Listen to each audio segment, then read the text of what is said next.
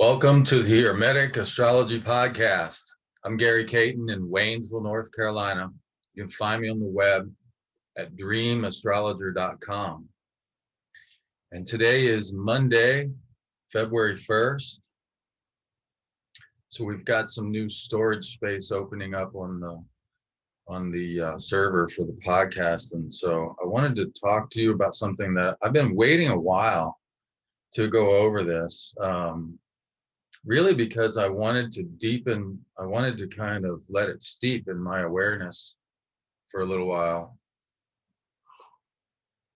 But also because Mercury's just turned retrograde in Aquarius. In fact, Mercury's rising in the east and along the local horizon right at this moment.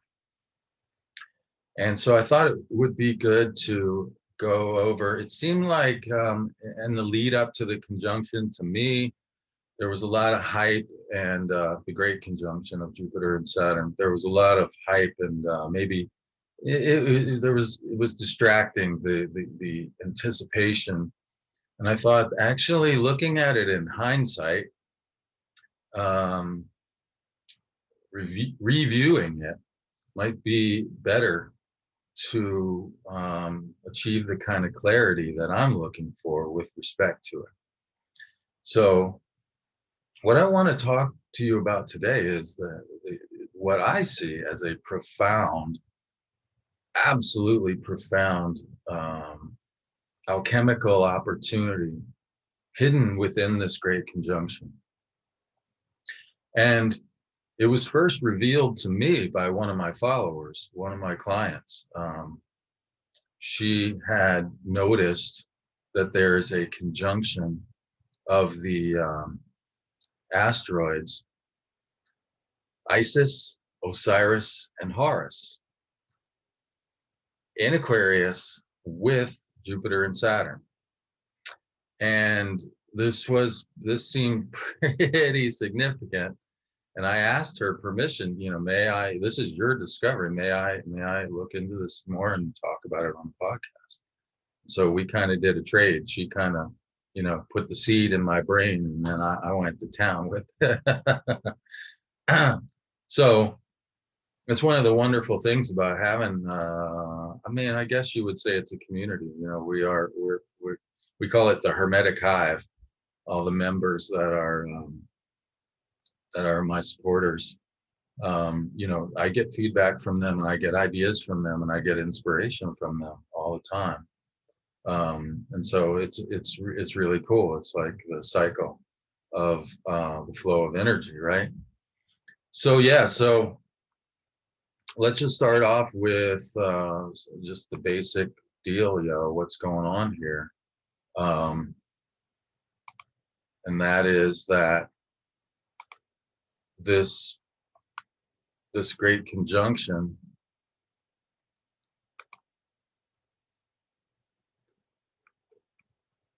and by the way, for those of you who are listening in, if you want to see the visuals, the podcast has been on the YouTube for, I think maybe a couple years now.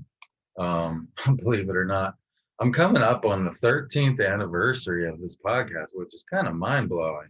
And in fact, it began in Aquarius at an inferior conjunction of Mercury and the Sun in Aquarius. So that alone is pretty mind-blowing. And I think we've been on YouTube for a couple of years now.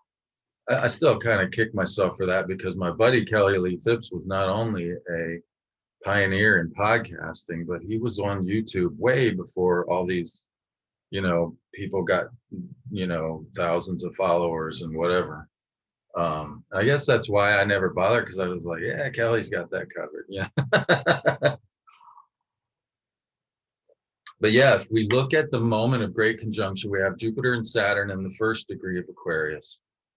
We have the asteroid Isis at 4 degrees of Aquarius.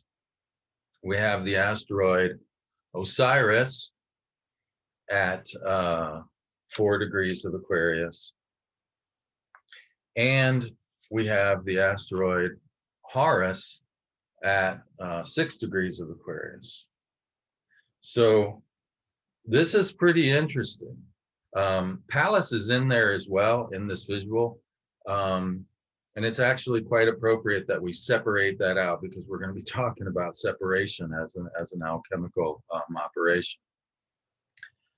So we're going to deal with that conjunction, that part of it later. But essentially, there are two divine children present. There's Horus and there's Pallas. Pallas was the daughter of Zeus. So we're going to talk about that one another time, and we're going to focus on these three Egyptian named asteroids. Just briefly, the asteroid Isis was named for a little girl, actually, named for the daughter of the discoverer of this asteroid. The asteroid was discovered by telescope, which in the early days, all of them were, but later these other two asteroids became discovered by a different process. We'll talk about that in a minute.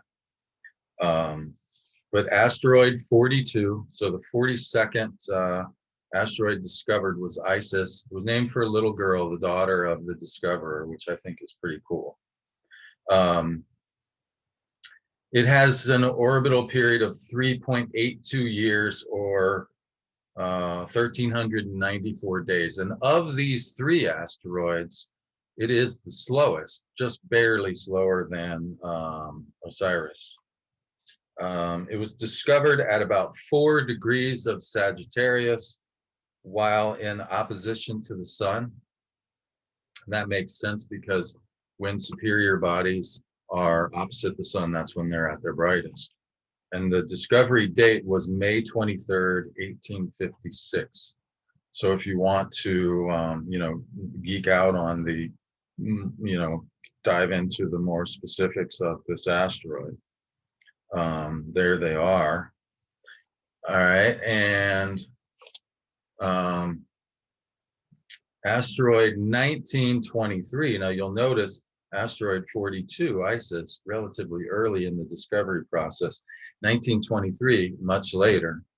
In fact, there's more than 60 years between the discoveries, which is a little more than 60 years, which is interesting because there's a 60-year cycle here, which we'll get to in a minute. So asteroid 1923 was discovered September 24th, 1960. And it was discovered with a whole pile of other asteroids, including Horus, which we'll get to in a minute, by way of examination of photographic plates. So later on, they realized, like, we can just take a picture of the heavens, and we can go back and we can flip these. We could take a picture one night and then a couple nights later, and we can flip the pictures back and forth, and we can notice if any of those dots move. If they do, it's not a star, it's a asteroid or perhaps a planet. Both Pluto was discovered this way as well, right? Pluto and Chiron. This is a way of discovering planets that came about later. It was discovered at about 10 degrees of Aries, while in opposition to the sun, once again. The orbital period is 3.8 years, or 1,388 days, which is only about 6 days shorter than Isis. So very similar orbital periods, but slightly faster than Isis, very slightly faster because of that. Discovered September 24th, 1960. So there's the deets on that one. And then asteroid 1924, Horus, the very next one, discovered September 24th, 1960 by photographic plates at 9 degrees Aries. Pretty much the same deets as Osiris for that. But it has an orbital period of 3.58 years, or 1,307 days. So it is about 70 days shorter than Osiris and Isis, and so definitely faster, the fastest of the three. And so the first thing, when I talked to my mentor, Demetra George, about this, the asteroid goddess lady, Original, I had to talk to her. I was like, what do you make of this? And she's like, well, Gary, you should go back and look and see just how frequent this conjunction is, because it might not be as big a deal as you think. And I was like, yeah, that's good advice.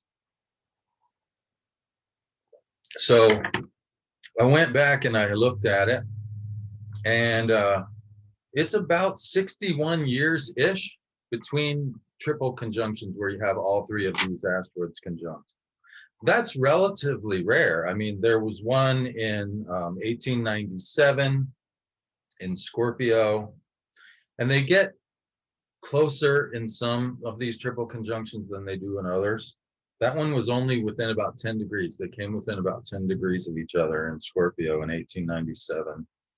There was another one in 1958 and 59.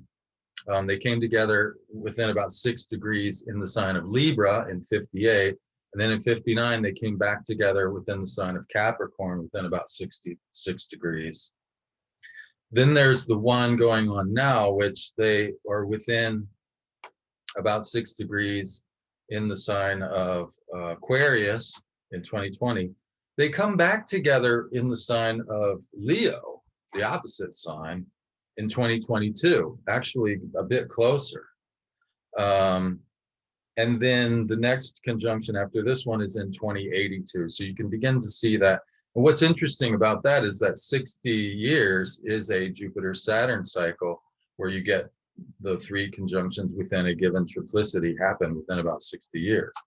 But because this is 61-ish, and Jupiter and Saturn are pretty much right at 60, the chances of these three asteroids all being present at any given Jupiter-Saturn conjunction is pretty slim. I mean, those are pretty long odds. I didn't bother calculating how long the period of that would be, but let's just suffice it to say is pretty remote. So this is absolutely a profound discovery, a profound opportunity to deepen our understanding of this Jupiter-Saturn conjunction. I went ahead and put together the symbols that go along with this as well, which I thought was interesting. So I made the Jupiter-Saturn conjunction into a bind glyph, and then I added in the sort of hieroglyphic symbols for Osiris, Isis, and Horus there. So now, when we think about interpretation, and I'm just going to back out of this for a second, back out of this screen share.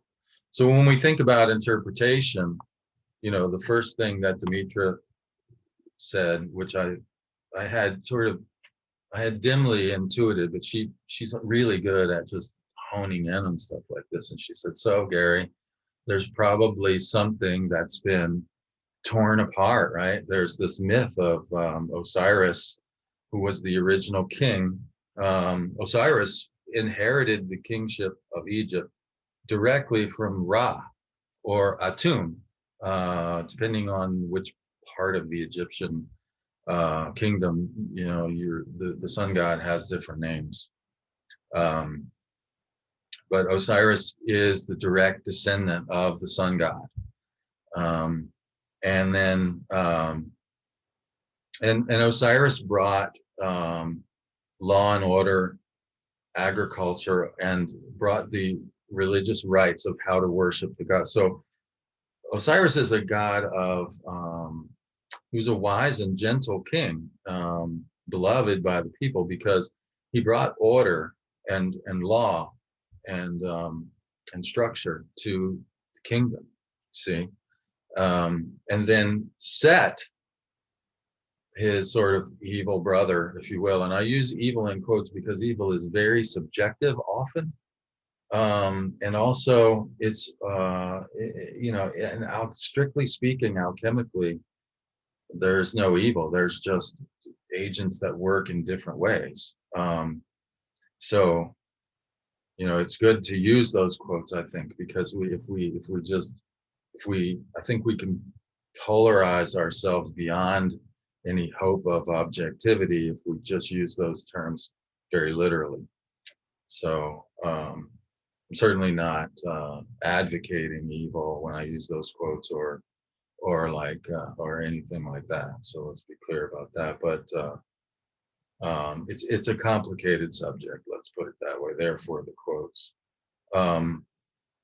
But yeah, Osiris was murdered by his brother. Now, if we look at the Greek version of this, Plutarch kind of complicates it with stuff that you won't find in the in Egyptian mythos. So we want to be careful about that. But there's, according to Plutarch, Set made a coffin or a box and secretly had measured his brother out, and so whoever, it's kind of like the glass slipper, whoever can fit in this box is who I'll give it to. It's purported to be a gift, and of course Osiris is the only one that fits in, and so Osiris gets in it, and then he slams the door shut and pours lead over the now this is very interesting right away, because alchemically the sun is gold and Osiris is the sun. Osiris is the direct descendant of the sun god Ra-Atun, and lead is the opposite. Lead is Saturn.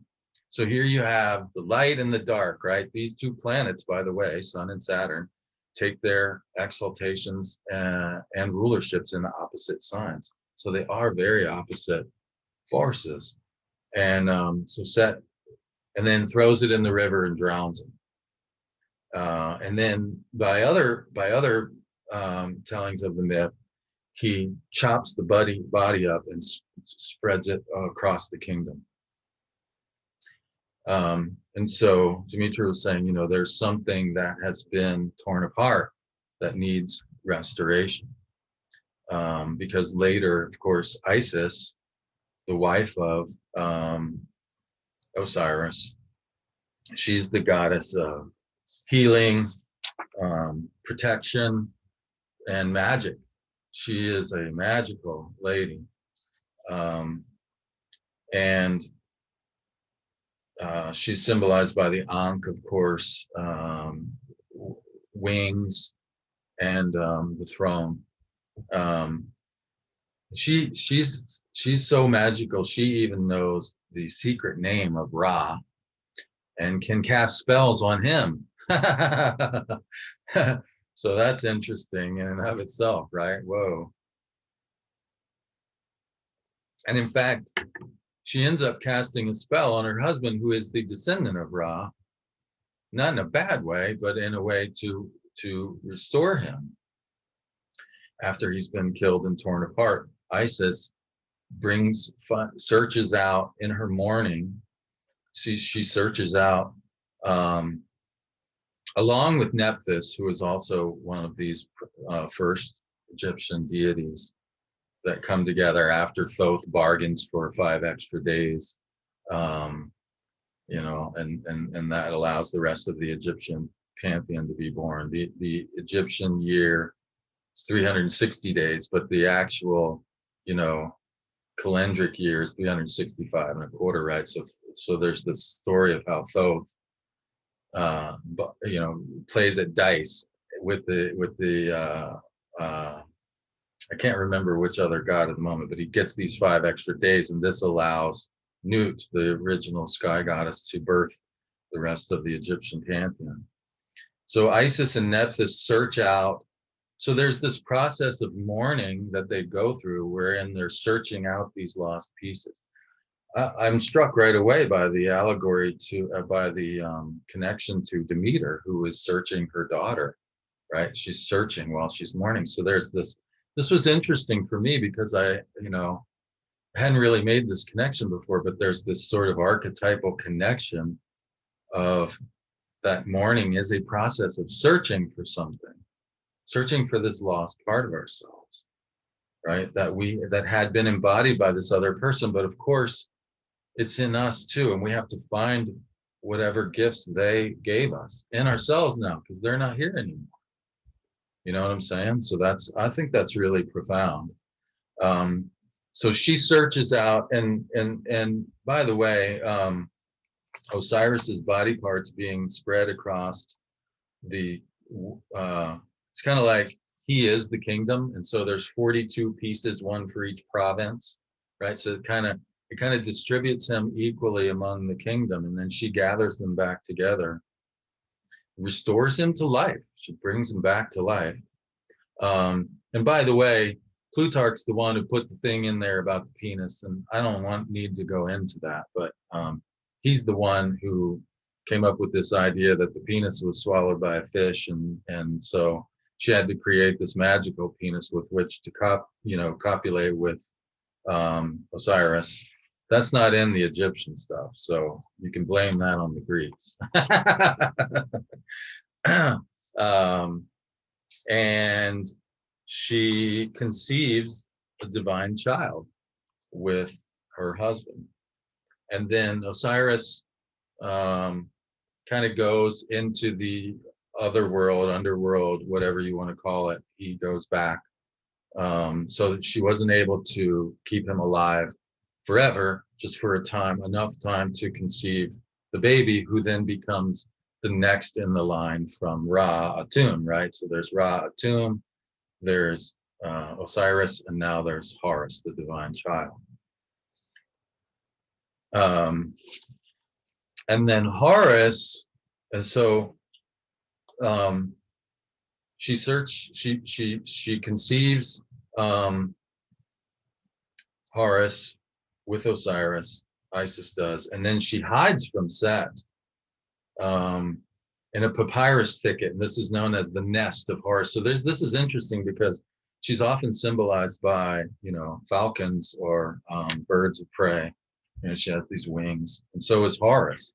So there's this literally there's this sort of animal power and so there's this nest of Horus, like Horus is raised in a nest, which is really interesting. But there's also this hiding in the reeds, which you find in the biblical mythology of Moses, right? It just, we could go on and on about different stuff, and in fact, there's an Akkadian, maybe not Akkadian, I'm trying to think, but there's a precursor in the Babylonian or Mesopotamian mythos of a king who was resurrected out of the river, similar to the way Moses was. And so I'm just noticing that this is, there's obvious parallels. So she is a goddess of protection. She protects the young child, hides him away until he can become an adult. And then he goes and challenges Set, who has taken over. Set, after the whole idea, one of the ideas behind Set killing Osiris is that he's jealous. He wants the throne for himself, right? And so Horus has to go and challenge Set for the throne. And this is a long-lasting, violent dispute. There are many cycles of contending. So there's if you want to put it in terms of modern day, boxing, there's this many rematches where these two, and one gets the best of the other one and the other gets the best of the other one, and they keep going back around, and they're appealing to other gods for help, and they're appealing to other gods to judge, to score the fight. And there's all this, there's this wounding that happens to each of them. Horus is wounded in the eye. Being the king, Horus represents the sun and the moon. So each eye was the sun and the moon, and it's the moon eye that gets wounded or torn out, stolen maybe by Set. And so there's again this restoration myth that happens where the restoration of Horus's eye becomes analogous to the full moon, the return of the kingship to its rightful heir, and the return of Mat, of divine justice and order, and that we had talked about, that Osiris set in place. And so we have a similar cycle between son and father here, because the cycle of Osiris was seen to be the cycle of birth, death, and renewal of the Nile flood, the yearly cycle of the Nile flooding.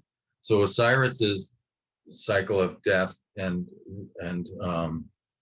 renewal is the yearly cycle of the Nile flood, And then Horus is associated with the lunar cycle, the monthly cycle of the darkening of the moon and then the return to light.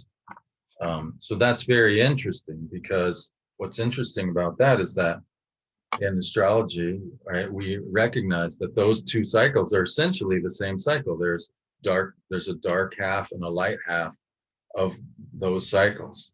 And in fact, we can say one of the techniques we can use is secondary progressions. We can say, well, a day equals a year through the concept of scale and variance. They are the same cycle. They only vary by scale.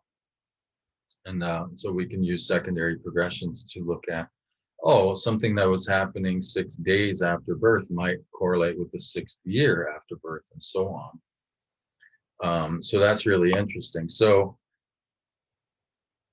and then now, according to some versions, even after achieving victory over Set, there's still a division of the realm between Set and Horus. And some people see this as like a reflection of the basic polarities of, you have the fertile region of the Nile that belongs to Horus, and you have the desert, which belongs to Set. There's various other polarities that you can assign this to, but that these two represent the fundamental polarities of life. So that's the basic story that's being invoked by this rare and unusual conjunction of these three asteroids. And I would guess that this story, if we look around, it's like Demetra said, if you as above, so below, right? If you look at the elements of this story, you can to see, oh, there's something that has been torn apart. The forces of darkness have taken over, and now maybe there's this mourning, there's this search for the missing pieces, and then there's a coming back, there's a bringing those back together, and there's this potential for this divine child to be born to carry on the legacy of that thing, right? So that's a really profound statement, and I find it especially profound because, in my mind, we're at the halfway point of this 800-year cycle of the Great Conjunctions. If you consider that the conjunctions are inaugurated when the Jupiter-Saturn get into fire, which the first one most recently happened in 1603, and then there's 200 years of fire, 200 years of earth, and now we're in the air. So we're literally in the second half of the cycle, and so it's almost like the summer solstice or the full moon, or the halfway point of the cycle, where Horus is taking over for Osiris. So there's something that was inaugurated maybe at the first part of this conjunction cycle, which, by the way, that conjunction was in Sagittarius. And and we'll talk about this in another podcast, but just to kind of give a little foreshadowing, that conjunction was in Sagittarius in 1603, and Jupiter rules Sagittarius. This conjunction's in Aquarius, and Saturn rules this one. So you can see the polarity again there. And that was the first conjunction in a sign other than Leo to begin the great mutation into fire that I can find. Every other time, I went back 6,400 years, and every other time that Jupiter and Saturn enter the fire triplicity, it always happened in Leo. So you have this idea of kingship that's always been primary way that humans organize themselves in modern history, and perhaps even before. I mean, you had the tribal chieftains before that. So, and they were probably even monkeys organize themselves this way, right? Chimpanzees, they organize themselves this way. It's not even just humans that have this hierarchical structure. But anyways, there's this loss of something to the forces of darkness, and there's this dispersion of that, and then now there's this gathering back, searching out, gathering back together so that a divine child can be born that renews the original condition.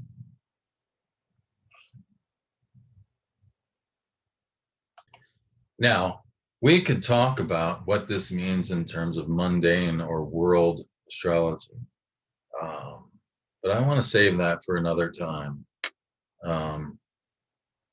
Mainly because during the summer of 2020, I had an encounter with this being who told me I should call him Ion. And there were three encounters, and each one he gave me kind of a lesson, but none of it had anything to do with the world. The three lessons were be yourself, which when you get that kind of decree from a divine being, you suddenly realize all the ways that you're not doing that and how incredibly hard it actually is to be yourself. And at the second meeting, I was kind of really feeling like a failure about that. And it was bothering me. And then told me, remember who you are. It's by remembering who you really are. You're a child of the stars. You're a child of the gods. That you can be yourself, you see. So there's be yourself, remember who you are. And at the third one, I asked them, what's the one thing I need to know to help the most people? Seemed like a good question. And said very simply, love yourself. So, and this is interesting because at some point, and I'll get to this later, but I ordered Ben Dyke's translation of Bonatti regarding the mundane astrology and you know, what Bonatti says about the Jupiter-Saturn cycle needs re-examining, and we're going to do that. But Bonatti had something else interesting to say, and this a friend shared this with me, which is why I ordered the book. And we're going to have him on the podcast at some point when the project he's working on is complete. But so this is weird synchronicities that are happening with all this stuff. But Bonatti talks about how to understand the Jupiter-Saturn conjunctions, you've got to understand that the three superior planets, Saturn, Jupiter, and Mars, refer to three stages or phases in something. So Saturn represents the sort of permanent or eternal aspect of what superior planets represent. Jupiter represents the coming into perfection of that thing, and Mars represents the ending of that. And so you have like these three parts, which is very interesting, very alchemical, like the Tria Prima that we've talked about before, the three stages of alchemy. And then you have the inferior planets, Venus, Mercury, and the Moon represent the same thing. Venus being the long-lasting or eternal part of that, Mercury being the bringing into perfection, and the Moon being the ending or the sort of fruition of that. And if we think about this for a second, the way that I have interpreted that is that I thought, it struck me as very interesting that that Ion, who is a god, so is a Gnostic god associated with eternal time and also of ages. And I thought surely this being would have something to say to me about the state of the world and what I should think or do about it. But he had not a single word to say about that. It was very interesting.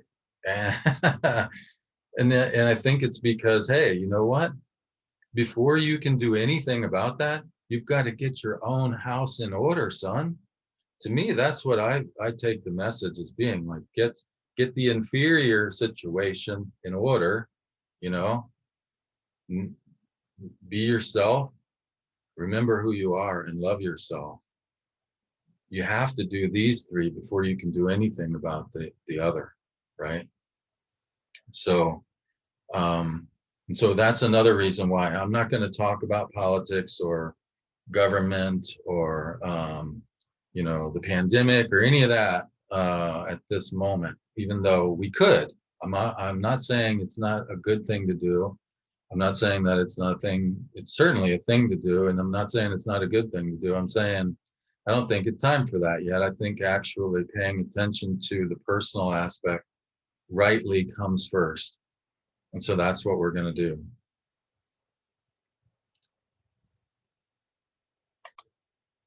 And so one of the ways that we can do that is that we can simply review what's been happening in terms of comparing the above to the below. So let's have a look at sort of the timeline of events that both led up to and followed this great conjunction. All right. So we're going to pull up the chart of the great conjunction.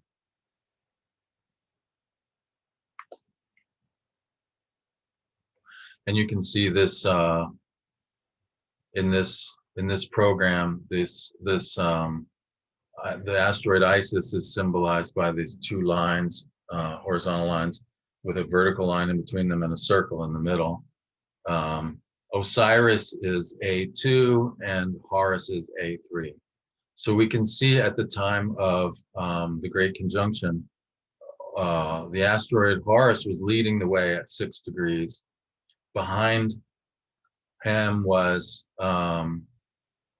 Osiris, and behind him was Isis, right? So they're actually lined up in order of speed at this point. As we said earlier when we were looking at the data for these, Horus is the fastest, Osiris is a little bit faster than Isis. So they're basically lined up in speed at this time. But let's go back and see, like, okay, when did they get into Aquarius, for instance? Because we might find, and I did find, as a matter of fact, the first thing I did is look at world events. But as I said, I don't think that's actually the right way to do it yet. So let's go back.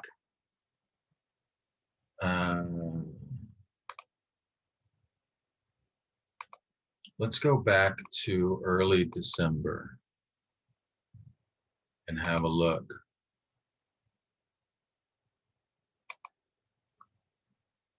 Because it's on December 4th that the first of these asteroids enters Aquarius.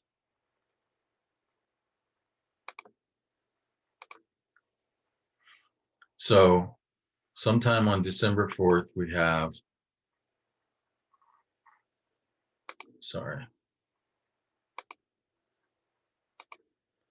sometime on December 4th, we have the asteroid Horus enters Aquarius. So you might look at, you know, those days thereabouts, December 3, 4, 5, thereabouts. What was going on for you?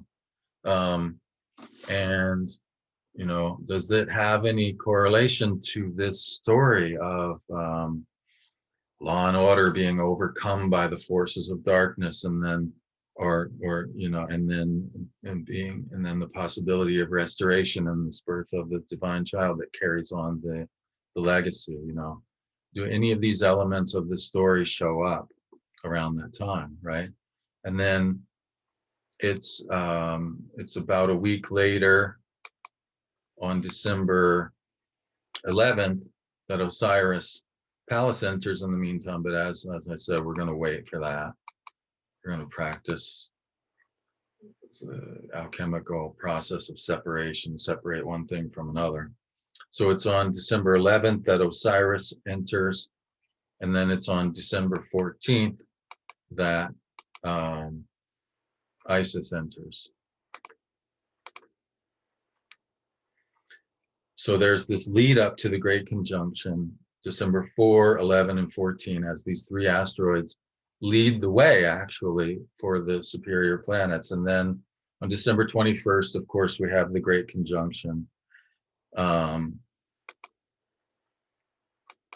which is a week later. So then Saturn enters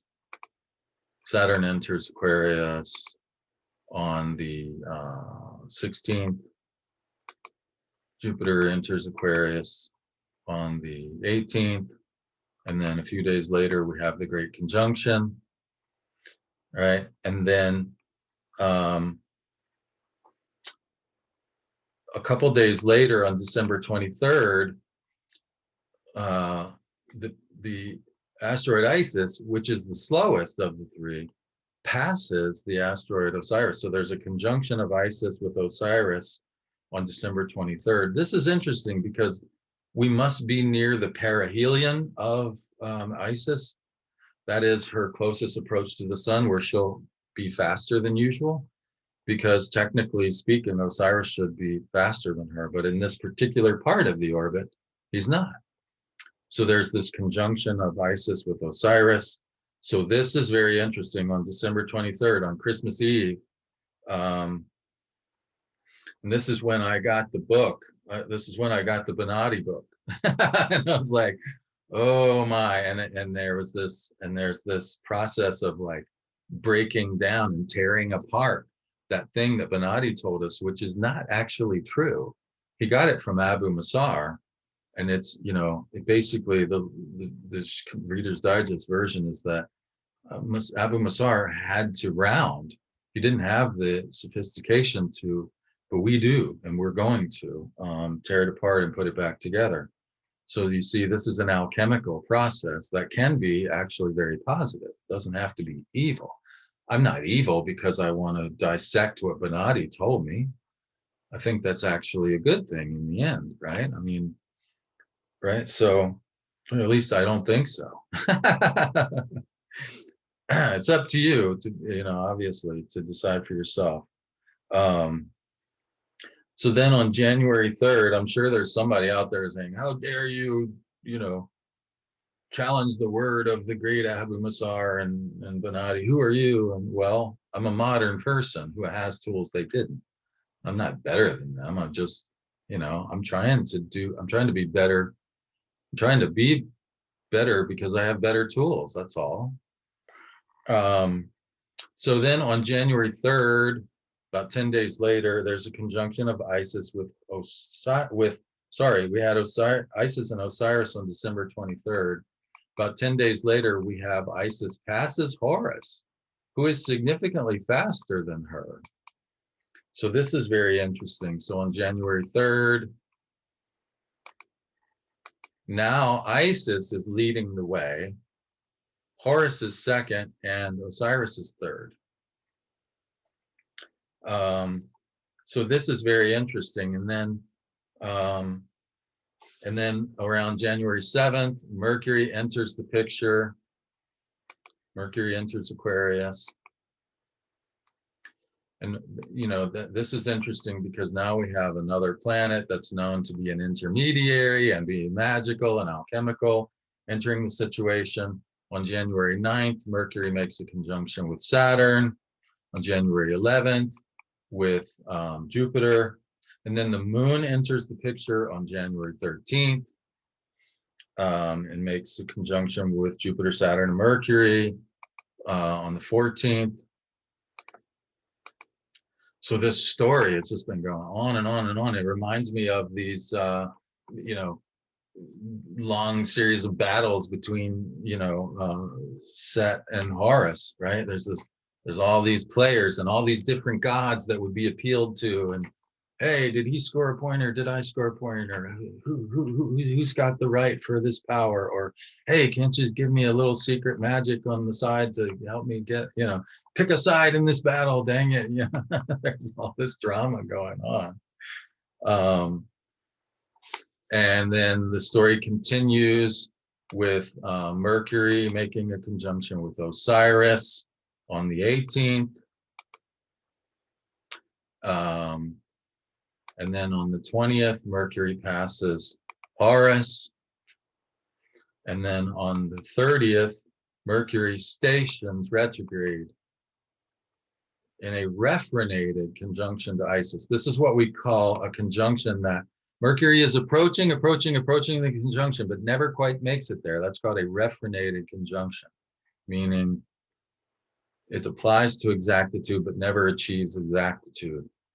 So Mercury stations just short of Isis. Now, This is rather fascinating because Isis is the goddess of healing so it's like it's within sight, it's within reach even maybe, and maybe she does pass him something that he then because they're literally a degree apart, right? So maybe she does, with Mercury stationing there um, within a degree of Isis, maybe she does pass him something, um,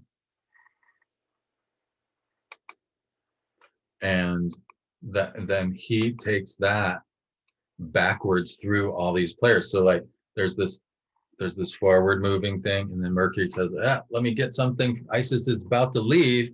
Let me get that thing from her before she leaves Aquarius, bring it back through all these players. Okay, here's some magic from Isis, some healing, some protection. And then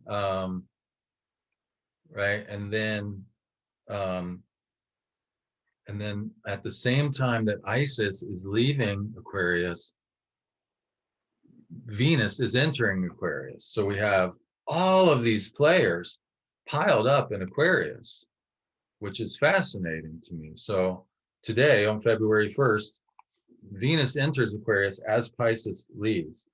Venus enters Aquarius as Isis enters Pisces. And then going forward, we see that on February 3rd, retrograde Mercury conjuncts Horus. Okay, and then on the 4th, retrograde Mercury conjuncts Osiris. On the 14th, Horus leaves Aquarius on Valentine's Day. On the 14th, Horus enters into Pisces. And then on the 17th, the sun joins with Osiris. Now remember, Osiris is the sun, which is interesting. So on the 17th, there's this conjunction of Osiris and the sun in the last degree of Aquarius, just before they together in the heart of the sun. Osiris is the final one to enter into Pisces. So that's the timeline that we're looking at, and you can go back and you could correlate those with world events if you want to. You can, you say, hey man, I'm fine. I love myself. I'm all good. I have found it's a little more complicated than that. Like, right. Like when I used to hear people say that, I used to say, and my first reaction to hearing that was like, yeah, I love myself. Like, I'm good. Like, I don't hate myself. I don't have that problem. But not hating yourself is not the same as loving yourself, is it? Really loving yourself means doing the things that your relationship with yourself requires on a self-care and self-healing and all these things. And when I thought about it, I realized like I do a lot of that I'm really good at doing that for other people. I was a counselor for children. As an astrologer, I'm always trying to help my clients and everything, but in like really consistently showing up that way for myself, maybe not so much actually when I thought about it. So, but yeah, you can look at it in terms of mundane. I would encourage you to look at that timeline in terms of, you could pause it and maybe write it down, or pause it and go back and pause the recording and go back and like really kind of meditate on and what was going on at that time, and then look and then watch for the synchronicities going forward.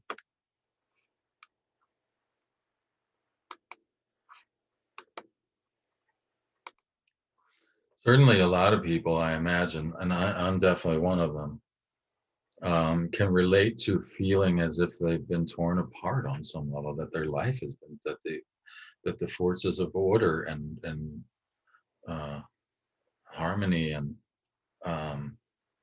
have been broken up, and scattered. I'm sure that's something that everyone can relate to. And this process of mourning that and searching out those pieces and trying to bring them back together. Now, is this bringing them back together exactly as they were before? No, she was not able to do that. Even Isis in her great magic, she who knew the secret name of Ra and could cast spells on Ra, even she could not bring Osiris back into the previous form, but she could bring him back together enough to birth the next form of him in form of the divine child, Horus, you see. So, that's so regaining what we can, and then moving forward into something new, right? That's the basic, in the 3 stages of alchemy that I very often teach on the show. You have nigredo, the blackening, the albedo, the whitening, and you have rubedo, the reddening. So these are the 3 stages: the breaking down, the bringing back together, the whitening, and then the reddening is going forward into the future. Yeah. Now, there are also that's the simple version. The long version, which is contained in the Emerald Tablet, and which I can't. Dennis Houck has a wonderful book on that, by the way, if you want to know more about that, about these 7 stages in the Emerald Tablet.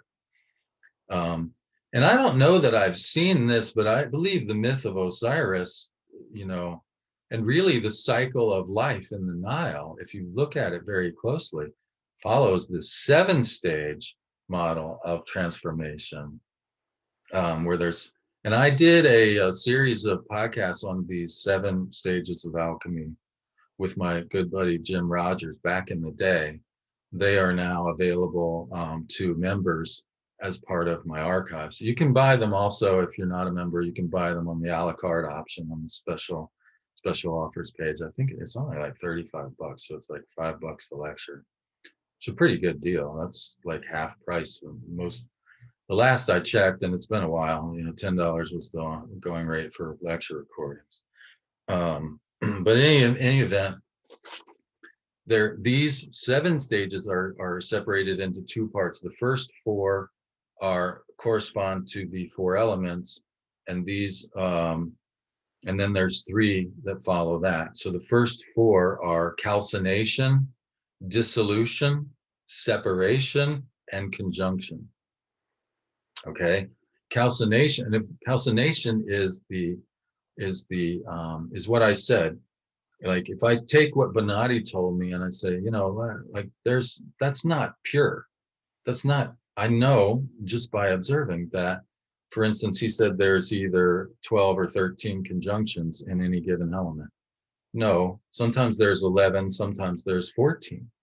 So that's simply not true. So taking that and putting it in the furnace and burning it up, like, let's put a flame to that. Not true. Sorry, Bonatti, not sorry. As a modern person, I simply know that not to be true. Let's put that in the furnace, reduce it to its basic components, and see what we get, right? So if you think about life in ancient Egypt, what's the first thing that would happen after a season was complete, as one season was giving way to another? Well, you live in an arid climate, this is similar to what happens in California during the summer. All that lush vegetation from the spring, it gets burned up and dried out, right? And then in a bad year you get really severe fires. This is destructive. Fire is definitely what calcination is about. And then what happens is that the life-giving waters of the Nile come in form of a flood. Now, when the flood first shows up, it's not life-giving, it's also destructive, right? The Nile comes in and all that stuff that's been burned up washes it away, right? And so there's this thing that was burned up. Imagine, like, this is Osiris, like being trapped in the coffin, right? And then he's thrown in the river, right? You can begin to see connections between the mythology and this cycle of life on the Nile, and also this alchemical sequence of transformative steps. So in the lab, we would, for instance, we would submit, whatever material we were working on. We would literally burn it, with calcine.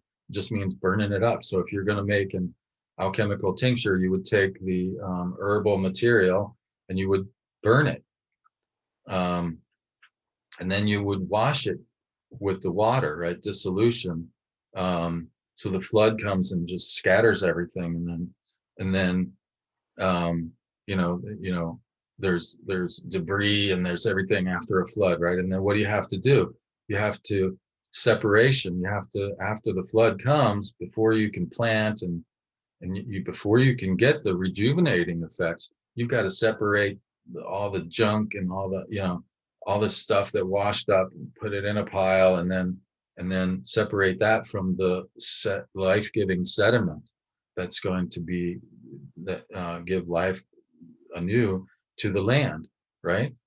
So you go through this process of sorting out the wheat from the chaff. That's called separation.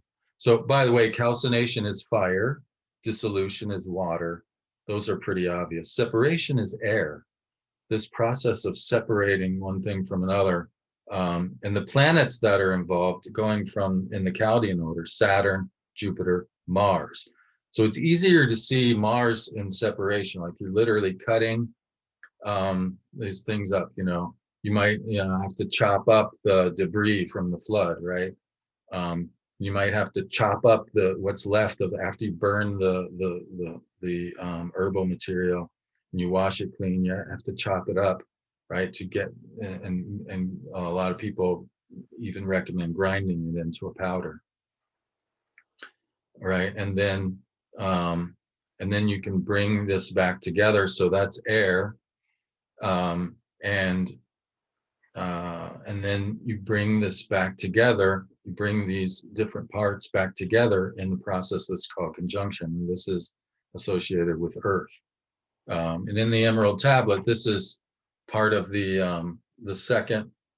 Well, I can't remember how the rubrics go, but it's the second paragraph. It says its father is the sun, fire, calcination. Its mother is the moon, water, dissolution. The wind carries it in its belly, air, separation. And this is reminiscent of Isis, who was a winged goddess, right? Carries it in her belly. And its nurse is the earth. So she carries it in her belly, and then she nurses him in the nest of Horus, right? So there's this interesting process there. And so essentially, if we just look at the vegetative cycle of the Nile, things get burned up, they get washed clean, they get cut up and divided, right? And, this was literally like one of the reasons why Aquarius, for the Mesopotamians at least, was a god of law and order, because after the flood, you have to go back and you have to reset the boundaries, the property boundaries. It blurs these things, right? And then you can get to the new life, the cultivation of what? Of grain. That's what agriculture is about, right? So the grain is the child. The grain in agricultural terms, the grain is the child. It's the new life. It's the new cycle. See? Now, if you want to carry the alchemy to the next stage, they say you have to sacrifice the product of the work back to the work. So you have to sacrifice the grain back, and you have to, you would soak it in water, and then you would let it sprout, and then you would bake it, and then you would put it back in water and begin the process of fermentation. So fermentation is the first of the second three phases. The second three phases, the element air is the medium within which all of them occur. So you have fermentation is fire, distillation is water, and coagulation is earth. And the air is sort of the medium within which all these occur. So fermentation is fire because there's this, when you introduce the yeast to the sprouted grain, it begins bubbling, all right? And so it releases this volatile energy. There's this volatile, so there's this fiery. Now this is a gentler heat than the calcination. So, you know, Horus doesn't get murdered. Horus just gets his eye gouged out. Relatively gentler, but and in alchemical terms, they liken this to the heat of a mother incubating a mother bird incubating her eggs, right? So there's this process where the grain gets, and then the alcohol produces, you know, gas and, the yeast produces gas and alcohol, CO2 and alcohol, right? So then you end up with beer or wine, you know, depending on what, you know, whether you're using grapes or grain. Now, again, you can enjoy that, and many do. Or you can sacrifice the work back to the work, and you can distill that. So we can take the beer or the wine, and we can, you know, out here in the mountains of North Carolina, the beer would be fermented corn that they have, and then that goes. So you ferment the corn, and then you put that into the still, and the still then takes and heats that up into a vapor, and then the water separates out, and the liquor comes out of the still, and you get this gentle process of circulation where it's heated up, cools down, heats up, cools down, heats up. So this is reminiscent of those many battles that Horus and Set go through. And in fact, in the Emerald Tablet, well, for fermentation, it says separate the earth from the fire. So you're literally separating the fiery part of the grain, the alcohol, and the earthy part of the grain. You're separate the earth from the fire, the subtle from the growth, gently and with great ingenuity. So this is fermentation. And then regarding distillation, it says it rises from earth to heaven and descends again to earth. So you have this literal heating, and the liquid turns into vapor, and then it condenses, and the alcohol and the water separate from each other, right? And so it rises from earth to heaven and descends again to earth, thereby combining within itself the powers of the above and the below. So you can see there's this polarity, the above and the below. So that Set and Horus divided the kingdom amongst themselves, but it's also combining the powers of the above and the below. So this division is really not alchemical. It's just reflective of the fact that there are these polarities that we actually want to combine alchemically. And then at the end, you take this distillate and you bring it back together into what's called the Philosopher's Stone. In the conjunction, when we had the grain, that's called the Lesser Stone, right? And then this is the Philosopher's Stone. This is ultimately the restoration of the kingship, the restoration of Ma'at, and the restoration of the eternal cycle of life. And supposedly, you know, the product of the Philosopher's Stone is eternal life. You know, in the Emerald Tablet, it says, thus you will obtain the glory of the whole universe. All obscurity will be clear. So here we have the fixed and the volatile. Obscure things become clear. And this is the greatest of all powers because it overcomes every subtle thing. So things that are subtle and hard to grasp are overcome, they're grasped. And it penetrates every solid thing. So things that are hard to find the subtlety in are penetrated and made subtle, the fixed and the volatile. This thing has both of those powers combined within it. So whichever way you need to go, if it's something fixed that needs to be loosened up, it'll do that. If it's something volatile that needs to be fixed, it'll do that too, right? So this is the Philosopher's Stone. This is essentially enlightenment, if you will. Some people say that it's a literal substance that if you take, you can achieve eternal life. Some people say that it's representative of the astral body of the magician or the sage or whomever, and that becomes immortal. Um, you could simply look at it as this is enlightenment. Um, this is the power of consciousness. Consciousness penetrates subtle things, and it makes and consciousness also gives us the ideas that later become material reality. You see, consciousness itself is the philosopher's stone. That's my take on it at the moment. Um, I don't know, that whole thing about the quest for eternal life. I mean, it makes for a good movie, and it's cool. I'm not dissing it, but I don't know, man. I mean, I'm a working class guy, pretty practical. Like, if I can obtain a higher level of consciousness and act with more consciousness in my life, I think that's pretty cool.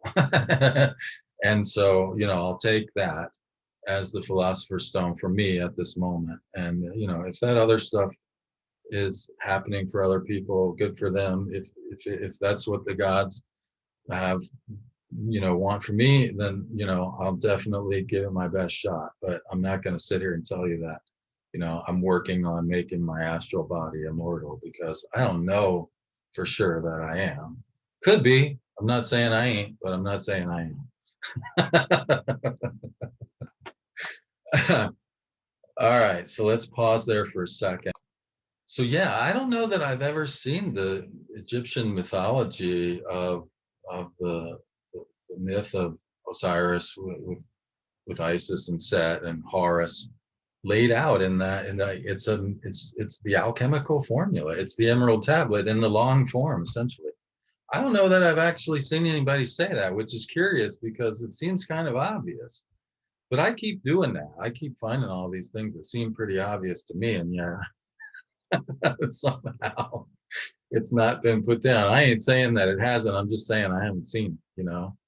Um, but it seems pretty obvious to me, and it seems like that's basically the story that's being invoked here with this triple conjunction, is that there is profound alchemy available in this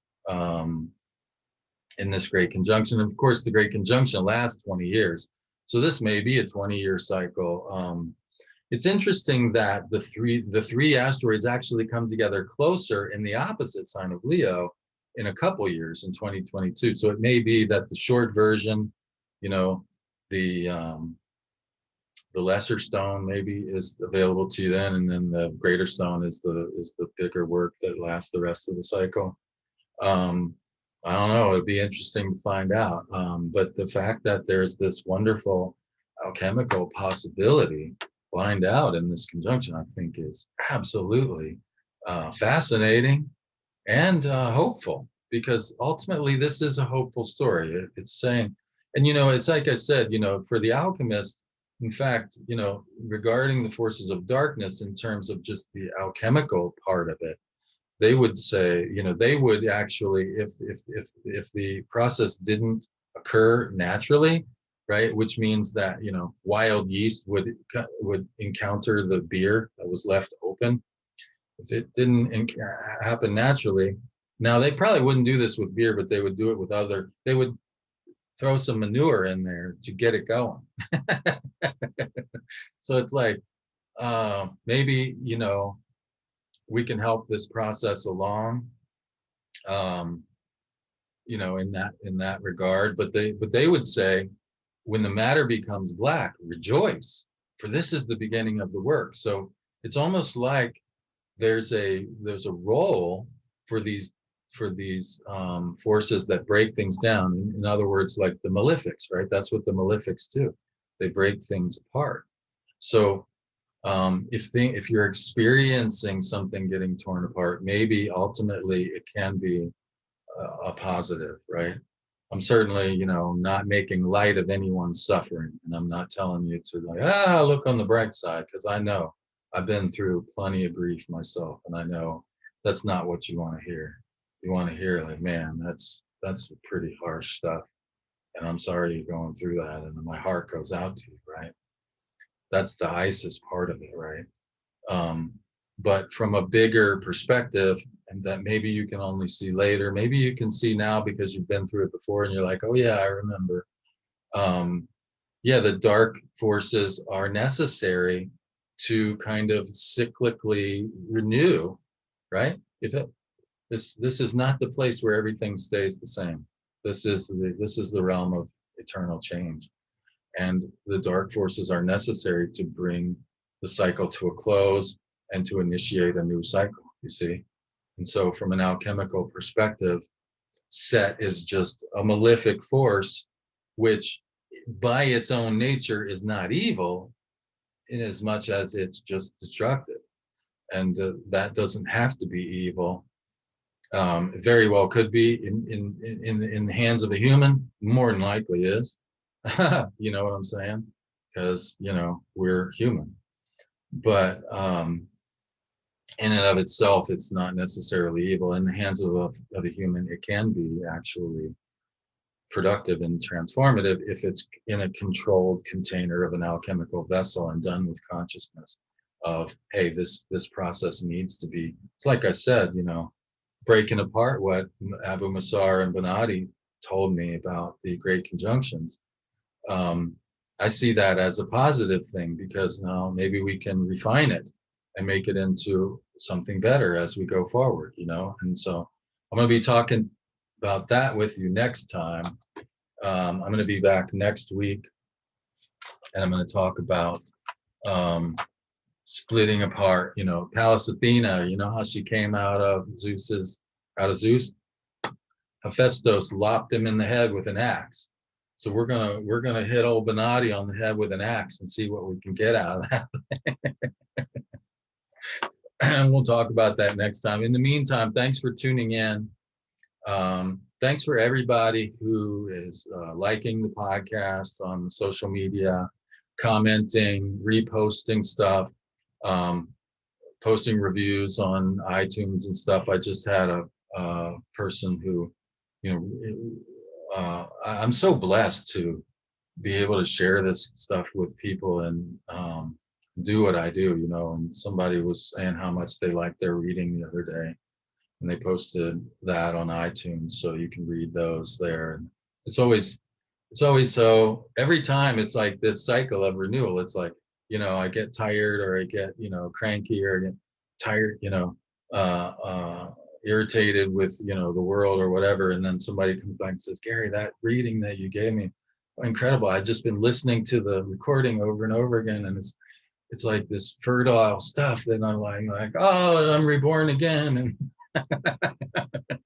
so thank you to those of you who have the loving kindness to do that. It really is a beautiful thing to witness and to be a part of, and I'm very honored and humbled every single time, I tell you. And thank you to the listeners who subscribe. It's wonderful to see when I post these things. I watch the numbers on the thing, just because it's doing like boom, there's 1,000 downloads, and it's like, my goodness, like, that's pretty incredible. So thank you all for tuning in and being a part of this thing. And I'll see you next week when we chop open some heads.